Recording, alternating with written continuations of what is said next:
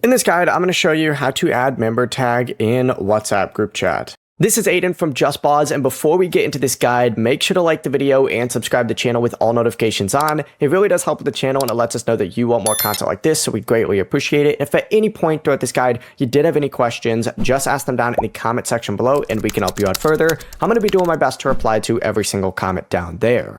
Begin by opening up WhatsApp and selecting a group that you want to create the tag for, but go ahead and select it and then tap the group name up at the very top, and it's going to open up the group information page. Scroll down until you see the member section, select yourself, and then this is where you can go ahead and add your tag right here. So just share your role, and then of course that tag's gonna appear after you go ahead and get this set up. You could just return to the same section later if you ever want to edit or remove the tag. It's really that simple. Before you do leave, make sure to like the video and subscribe to the channel with all notifications on. It really does help with the channel and it lets us know that you want more content like this. We'd greatly appreciate it. And if at any point throughout this guide you did have any questions, just ask them down in the comment section below and we can help you out further. I'm going to be doing my best to reply to every single comment down there. Peace.